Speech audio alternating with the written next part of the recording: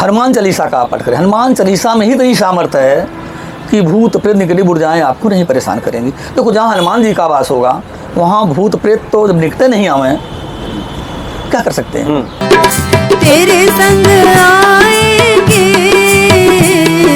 सुख संपत्ति घर में, तेरे संग आएंगे सुख संपत्ति घर में। सोया नसीबा को हो, सोया नसीबा को तूने ही जगाया है। आओ मेरे बजरंगी, मैंने घर को सजाया है। आओ मेरे बजरंगी।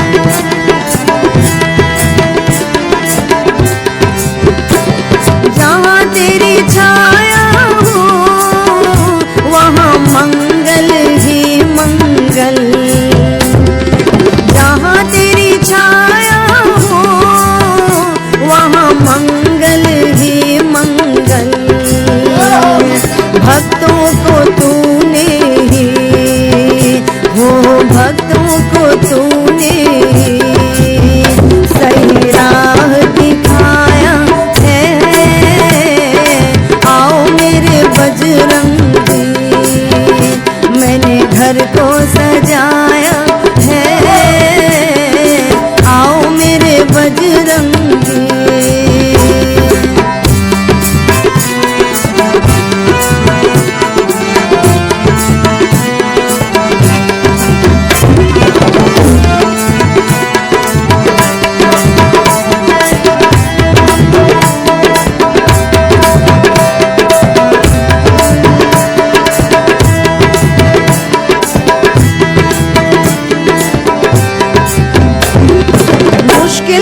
मुश्किल जब संकट आ जाए तो,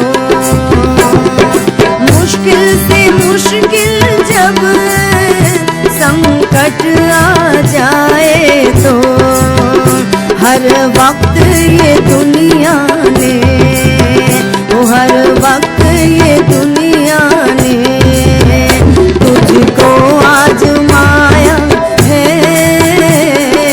आओ मेरे बजरंगी, मैंने घर को सजाया। जय सिया राम। सब सुख लहे तुम्हारी सरना, तुम रक्षक काहू को डरना।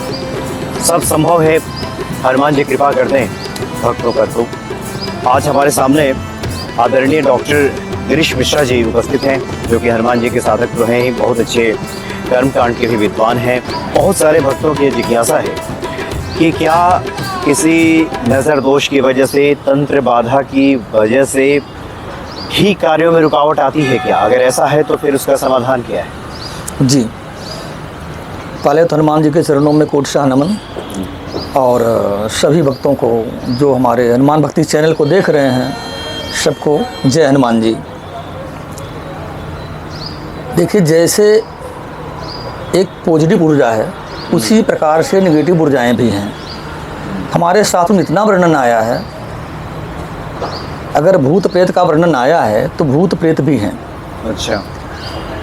और इसके लिए समय समय पर हमारे देवताओं ने, ऋषियों ने, मनीषियों ने इसके समाधान के तमाम ऐसे मंत्रों के रूप में संसाधनों की रचना की है जिससे इसका निवारण भी किया जा सकता है। रामचरितमानस में उमा यानी पार्वती जी को इंगित करते हुए शिव जी कहते हैं कि सुनो उमा तेहि कारण गिरिजा, सावर मंत्र जाल तेहि सृजा। तो इसका मतलब सावर मंत्र तो है ही। जी जी बिल्कुल। और हनुमान जी तो शिव जी के ही अवतार हैं, दूसरे रूप हैं। और हनुमान जी इतने महाबली हैं, मैंने भी आप चर्चा करते कहा भी था जी कि भूत प्रेत जो हैं, जो नेगेटिव ऊर्जाएं हैं, हमारा कहावत है ना, मार के आगे भूत भागता है। हाँ। हनुमान जी तो इतने बलवान हैं, उनकी गदा देख के भूत प्रेत भाग जाते हैं। तो उनके लिए भी देखो हनुमान चालीसा में भी एक चौपाई लिखा गोस्वामी जी ने, भूत पिशाच निकट नहीं आवें, महावीर जब नाम सुनावें। अगर आप पास ऐसी कोई नेगेटिव ऊर्जा है जो परेशान कर रही है, अथवा आप बहुत ज़्यादा अस्वस्थ हैं, दवाइयाँ काम नहीं कर रही हैं, तो आप इस मंत्र की जाप भी कर सकते हैं। मंत्रित करके अपने सामने जल रखें कटोरे में, और उसको मंत्रित करें कि भूत पिशाच निकट नहीं आवें, महावीर जब नाम सुना। अथवा एक चौपाई और, नासय रोग हरे सब पीरा। अगर रोग व्याधियाँ ज़्यादा पीड़ित कर रही हैं आपको, औषधि आपकी उपयुक्त नहीं लग रही है, दवाई आपको काम नहीं कर रही है, तो उसी दवाई को, उसी जल को मंत्रित करें, नासय रोग हरे सब पीरा, जपत निरंतर हनुमत बीरा।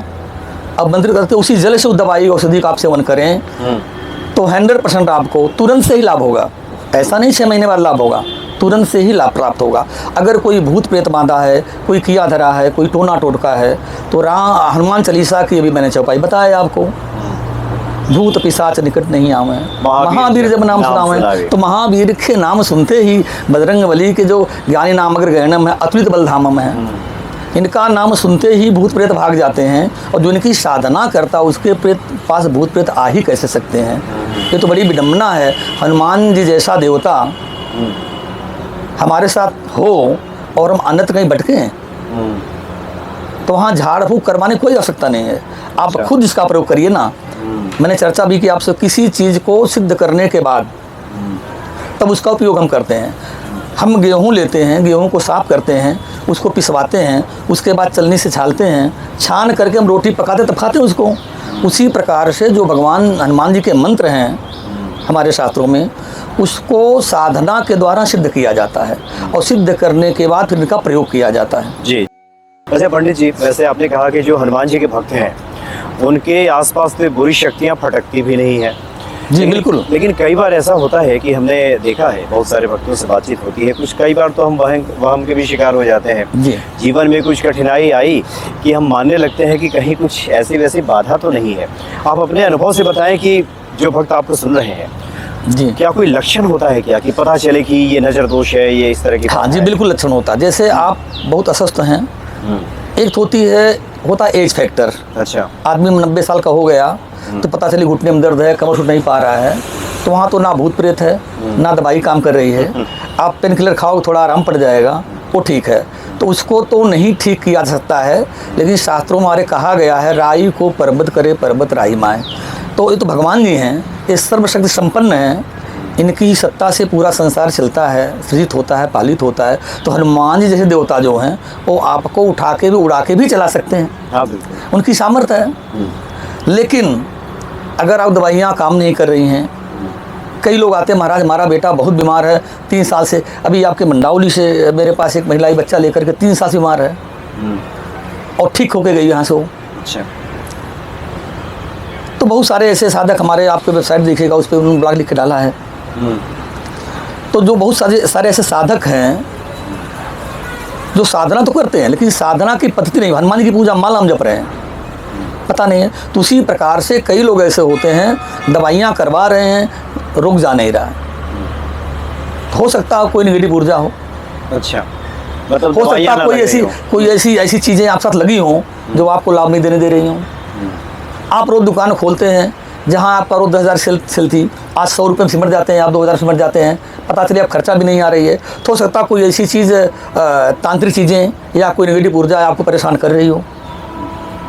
तो उसके लिए हनुमान जी का एक मंत्र है, ओम ह्रीं नमो भगवते सकल कष्ट सकल रोग सकल दुख सकल भूत प्रेत बाधा निवारणाय भगवते रुद्रात्मकाय हं हनुमते नमः। इस मंत्र की आप जाप करें, और एक हनुमान जी की तस्वीर लगाएं अपने क्षेत्र स्थान पे, और डेली इस मंत्र की जाप करें। आप सामने एक लोटे में जल रखें, हनुमान जी को कोई नैवेद्य के रूप में फल पुष्प माला आदि जैसी आप पूजा करते हैं दैनिक को करें, और नियमित इस मंत्र की जाप करें, आप देखिए असर पड़ जाएगा। तो बहुत सारी चीज़ें ऐसी हैं जहां हम अच्छा, इसी को जब अनुष्ठानात्मक रूप में करते हैं तो विधि बड़ी हो जाती है। हनुमान जी तो ऐसे सामर्थ्यवान देवता हैं, वहाँ तो हर चीज़ का निवारण है। ये जो सामान्य जीवन है, व्यक्ति जो सामान्य जीवन अपना दैनिक जीवन जी रहा होता है, क्योंकि ये सकारात्मकता नकारात्मकता तो हर जगह है ही जी। गुण दोष से तो मिश्रित जी, जी, पूरा जी। संसार ही है। व्यक्ति कई बार सकारात्मक होता है एक ही दिन में, कई बार उसके अंदर निगेटिविटी उसको घेरने लगती है। जी। तो आपसे जानना चाह रहे हैं कि क्या व्यक्ति घर में प्रतिदिन वो कौन सा काम करे कि जिससे कि हनुमान जी कृपा तो बरसे उसके घर में सकारात्मकता का वास हो, इस तरह की जो नेगेटिव ऊर्जाएं हैं उससे दूर हटे, उसके घर से और उसके कार्य क्षेत्र से, उसके जीवन से।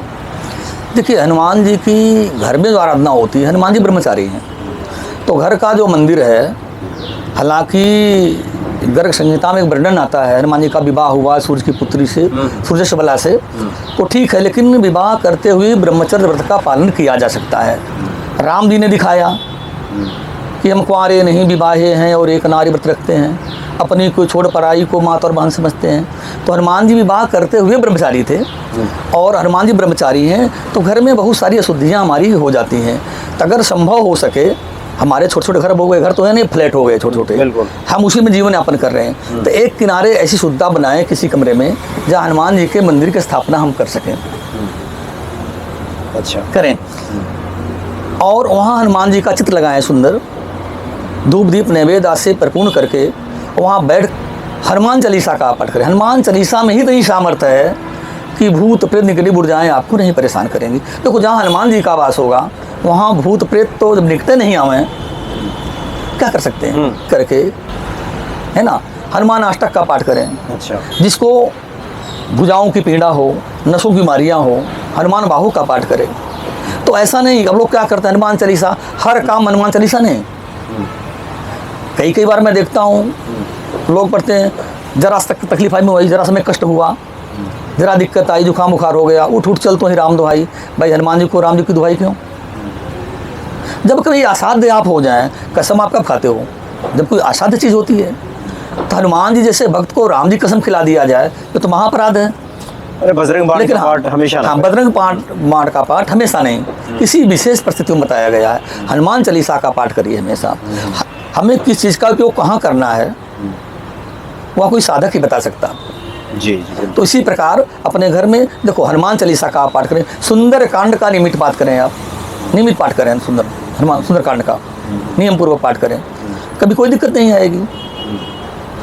जैसा आपने कहा कि कोई बहुत पॉजिटिव है, पता चली 1 घंटे बाद वो निगेटिव हो गया, तो क्या होता है, कभी कभी निगेटिव ऊर्जाएं, जैसे कोई अच्छा काम आप कर रहे हो, तो कुछ लोग ऐसे होते हैं जो आपको बुरे काम तरफ आकर्षित करते हैं, हटाओ यहाँ से इसको, हटाओ यहाँ। उसी प्रकार से जो निगेटिव ऊर्जाएं होती हैं, जो प्रतत्व योनि के लोग हैं, वो हमें अच्छे काम को नहीं करने देते हैं।